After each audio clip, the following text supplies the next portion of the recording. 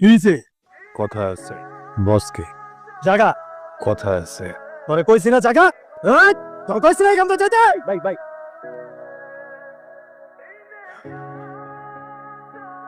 কি কথা আপনার পোলাবেন নাম এ নাকি যাবি তবে যা কি যেন কইতাছিলা? আমার সারা জীবনের কামাই কষ্টে জমানো 2 লাখ টাকা কিছু মালপাতি কিনছিলাম, মালগুলো আপনার ফোলাবেনেরা সব আটকে রাখছে। ওইটা বড় কথা না।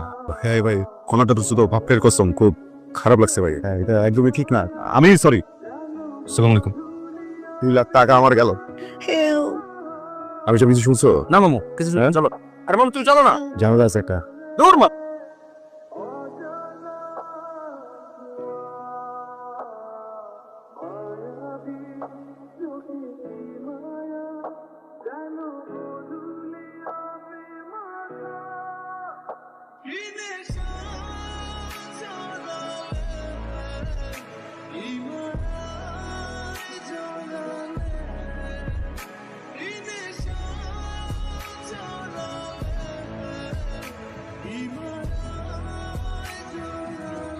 রিপোর্টে আসেন কেমনে?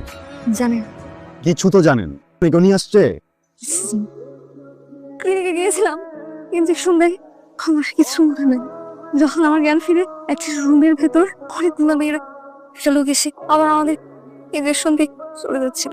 বাপের কসম, এমন আমি গল্প শুনলে কিছুই বুঝলাম না। এখানে কেন আসছে? কোন চেহারা? না। আফতাব। হ্যাঁ।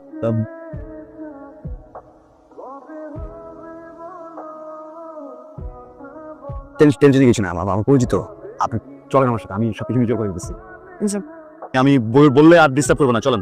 আমি যাবো না। কিন্তু চাইতে হবে। গুলি করে দিব মানে, দেখছো না? তুলে নিয়ে যাবো, কিছু করার নাই। আমি বলতেছি না।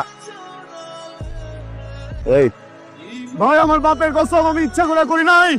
আপনাদের জিনিস আপনাদের ফিরে দিতে আসছি।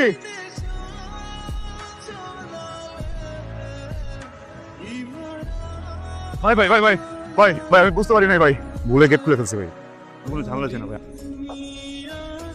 ভাই ভাই ভাই ভাই ভাই ভাই ভাই ভাই গুলি করেন না ভাই, অনেক বড় বিপদে পড়ে যাবো ভাই। এইখান থেকে নড়িস না বস। ভাইটাকে তো পাওয়া গেছে, ওই পোলাটা নিয়ে আসছে। এখন পোলাটাকে কি করবো, ছেড়ে দিই? কানকির বলা তাহলে তো আমাকে সব কিছু ফাঁস হয়ে যাবে।